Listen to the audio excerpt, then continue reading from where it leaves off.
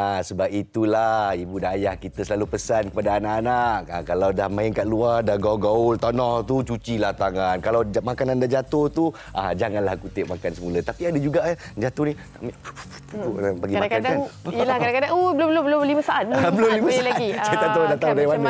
Rule 5 saat ni kan. Rule 5 saat tu. Okey, tak apa. Tapi sebenarnya segala mitos dan fakta akan dihuraikan hari ini dalam perbincangan selama beberapa minit yang akan dipadatkan dengan informasi. Kita bersama dengan Profesor Madya Dr. Madina Osman, Pakar Perubatan Kesihatan Awam UPM. Assalamualaikum, Doktor. Waalaikumsalam. Doktor, dari awal tadi sebenarnya saya terserempak dengan Doktor kat depan. Okey. Dah sampai di sini. Baru pertama kali kita bersua, saya kira untuk topik yang sangat-sangat penting, pengambilan ubat cacing. Ada dua kategori, iaitu untuk kanak-kanak dan untuk golongan rentan ataupun golongan dewasa ni. Mungkin sebagai permulaannya, kita mahu tahu berkaitan dengan kesedaran tahap penyakit ataupun jangkitan ini terhadap kami, terutama sekali dua golongan yang mungkin perlu difokuskan. Okey, secara umum jangkitan cacing ni boleh berlaku pada semua peringkat umur. Tinggal lagi pada kumpulan yang kita sebut tadi, kanak-kanak dan juga mereka dalam golongan rentan ataupun tahap imun dia orang tu tak berapa baik, adalah disebabkan oleh jangkitan cacing ni boleh menyebabkan kesan-kesan yang serius.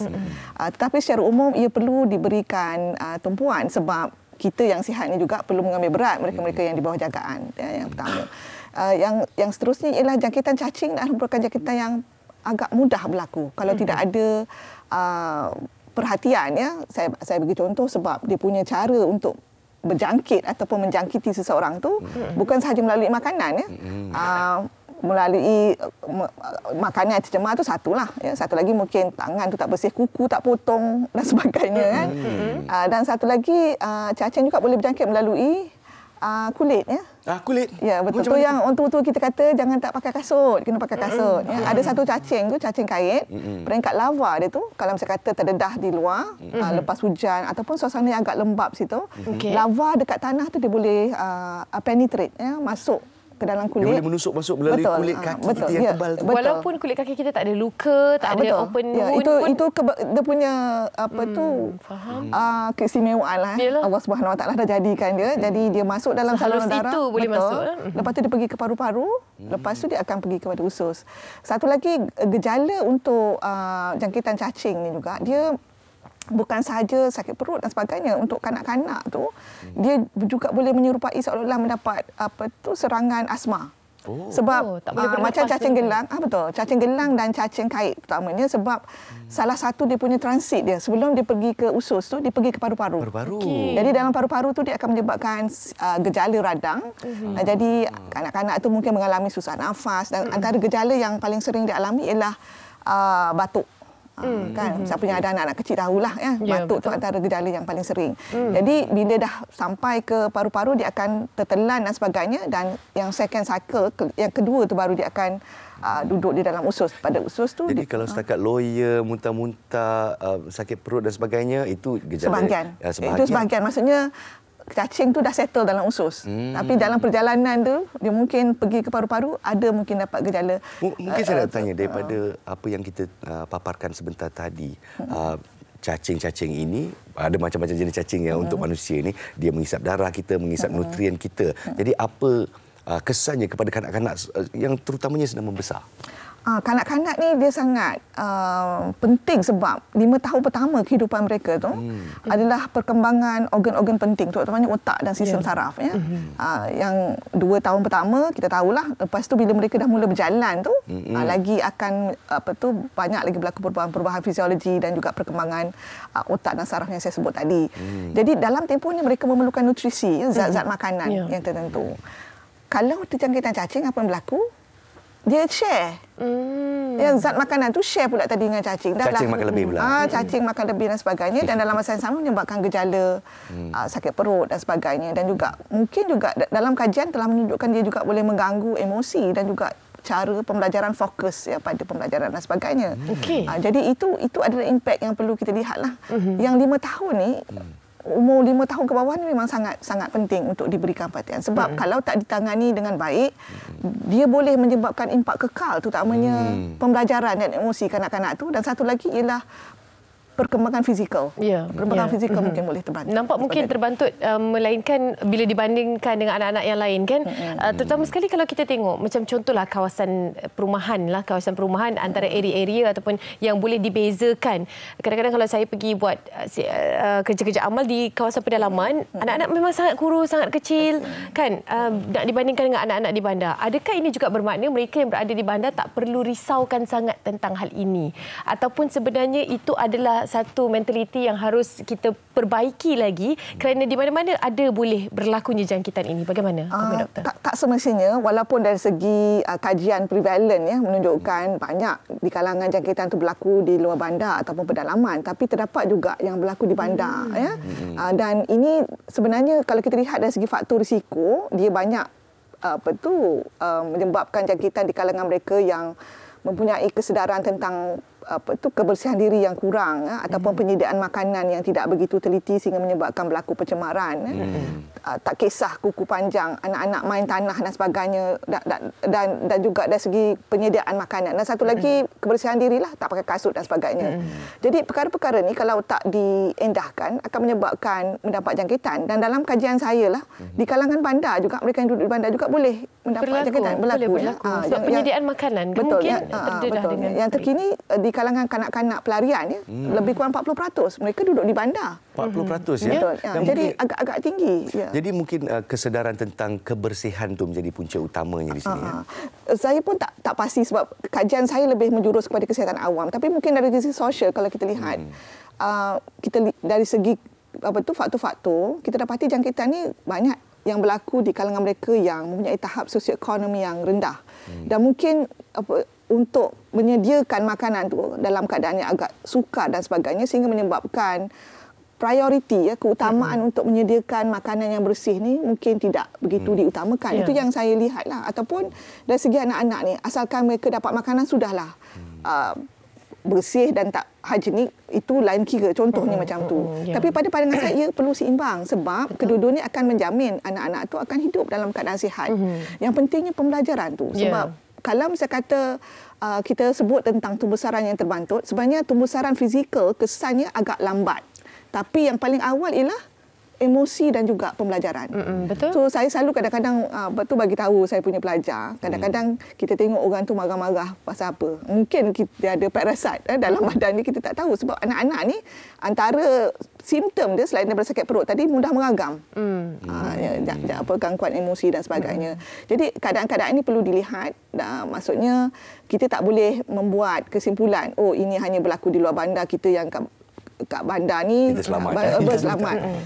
Obesiti perkara yang berbeza. Kemungkinan ada jangkitan tu masih boleh berlaku. Okey doktor, kalau contohnya kita buat ujian klinikal nak mengatakan sama ada kerana simptom dia macam loya, muntah dan sebagainya, mungkin juga demam biasa, mungkin juga ini disebabkan cacing. Jadi bagaimana, apakah proses yang akan dilalui oleh mereka yang akan buat ujian klinikal untuk mengesahkan sama ada itu adalah jangkitan cacing? Yang paling mudah sebenarnya kalau pesakit ataupun mereka yang mendapat gejala itu dapat menyediakan spesimen tinja ataupun najis lah. Tapi ni pada pengalaman saya dekat klinik, kita tengok pesakit luar kita sangat ramai dan sebagainya, susah sebenarnya nak mendapatkan spesimen tu, kecuali kalau kita buatkan temujanji yang dalam rawatan susulan.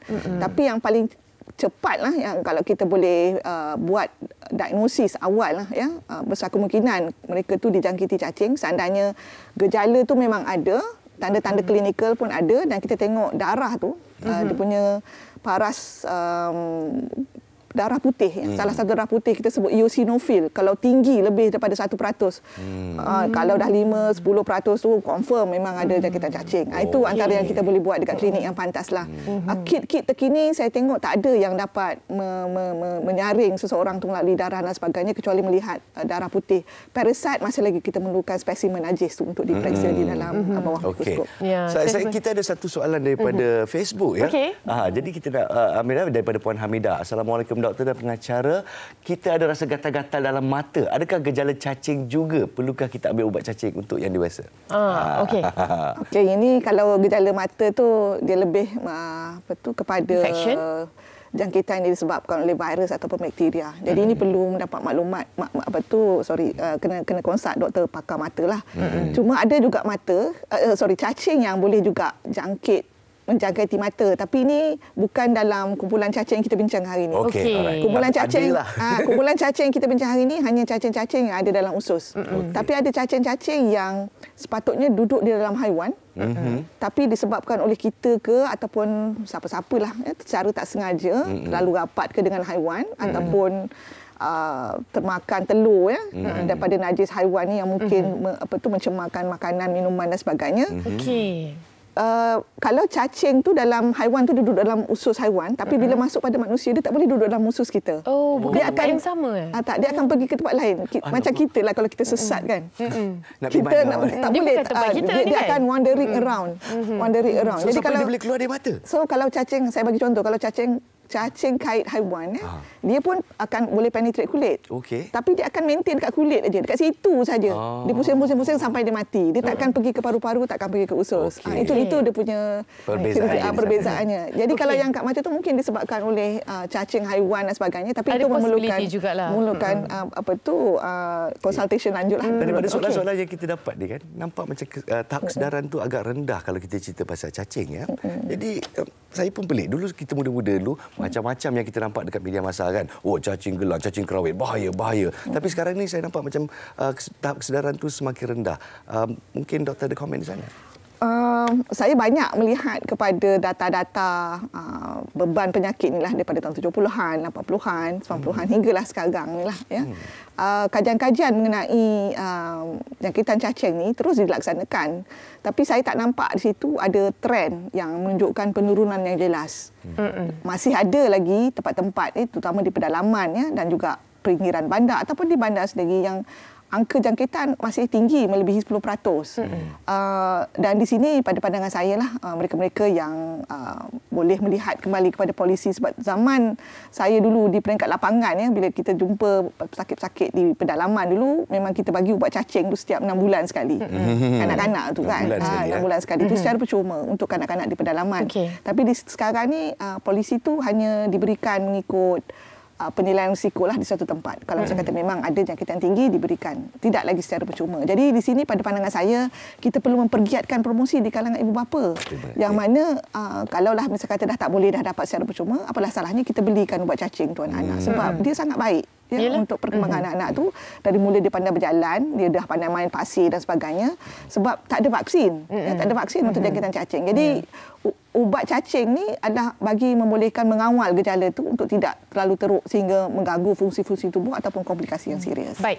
Ada juga rakan kami di Facebook ingin bertanya. Ini dia daripada Adibah Razali. Assalamualaikum doktor dan host. Saya ingin bertanya adakah simptom thalassemia juga punca dari cacing? Itu yang pertama. Yang kedua, Encik Muiz. Assalamualaikum doktor. Macam mana kalau kita guna sabun cacing je? Perlu juga ke ambil ubat cacing untuk anak 5 tahun? Ada Okey, sabun dua. cacing Ada dua soalan di sini. Mungkin Puan Adibah terlebih dahulu. Yang pertama tu thalassemia tak ada kena-mengena dengan cacing. Thalassemia tu satu jenis penyakit disebabkan oleh genetik lah ya. Seseorang tu dia mungkin ada thalassemia yang minor ataupun major bergantung expression ini kalau tengok molekular selular tu macam-macam lah dia punya tu jadi bergantung pada expression gene tu orang tu dapat thalassemia yang teruk ataupun hanya trait saja dia carry aja gene tu jadi dia tak ada kena-mengena dengan jangkitan cacing. Untuk yang kedua tu sabun cacing tu pun saya pun pertama kali jugalah cuma mungkin apa yang dimasukkannya ialah mungkin menggunakan sabun Untuk membersihkan cukup diri. tak ya kanak-kanak anak-anak tu di sini ada dua perkara yang kita perlu lihat. Satu ialah amalan menggunakan sabun untuk mencuci tangan ya. Yang ini biasanya bila anak-anak tu biasanya lah kalau misalnya kata dah terdedah dengan sekolah, cikgu-cikgu ajar ataupun balik rumah kita memperkuatkan lagi amalan tu dia boleh buat. Tapi dalam masa yang sama dari masa dia basuh tangan sekarang dan next basuh tangan tu tengah-tengah aktiviti tu berbeza dengan kita yang dewasa ni. Betul juga ya. Macam-macam dia. Kita tak ada nak korek-korek tanah pergi sana pergi sini tapi anak-anak ni tahulah macam-macam dia punya idea dia ya. Jadi kadang-kadang beyond imagination ya kita kalau misalnya kata di luar negara kalau inilah kalau saya nak kongsikan nak bercerita tentang tabiat luar biasa kanak-kanak ni di sana kadang-kadang ada budak-budak ni yang dia jalan-jalan saja-saja dia suka-suka dia makan tanah liat. Ada. Betul. Itu kita sebut pika kan. Dan saya tak sure di Malaysia ada ke tidak. Saya tak nampak lagi kajian tentang tu. Tapi ada sebahagian negara memang dia ada macam tu. Saya kena mengaku saya kecil-kecil tu Masya saya Allah. ada perangai macam tu. Tu pasal abang saya sampai sekarang mesti gelakkan Okey, saya. kita tak banyak sangat masa. Kita nak ambilkan sedikit daripada nasihat doktor lah, terutama sekali bagi mereka di luar sana yang mungkin untuk tingkatkan kesedaran kita secara ringkas. Okey, secara umumnya pengambilan ubat cacing ni perlu diteruskanlah bagi membolehkan anak-anak kita membesar secara sihat, ya. Walaupun kita lihat mereka tak ada masalah pembesaran dan sebagainya, sangat disyorkan anak-anak yang umur daripada 2 hingga ke 6 tahun tu ambillah ubat cacing setiap 6 bulan. Dia boleh dimulakan seawal daripada 2 tahun, ya. 2 tahun, kalau kurang 2 tahun kalau ada masalah cacing memang kena separuhkan dos tu, tak ada masalah. Yang bestnya dengan ubat cacing ni ambil step dos sekali je, tak payah 2-3 kali macam antibiotik 5 hari, 7 hari dan sebagainya. Step dos sekali setiap 6 bulan. Kali setiap 6 bulan, ya? Betul. Alhamdulillah. Itulah dia harap-harap nasihat doktor untuk anda di luar sana dengan anak-anak yang kecil akan memberikan manfaat buat anda. Terima kasih Profesor Madya Dr. Malina Osman, pakar perubatan dan kesihatan UPM. Okey, terima kasih banyak-banyak dan kita akan rehat seketika. Kembali selepas ini, banyak lagi yang menarik hanya di Malaysia hari ini. Segalanya pasti, silakan.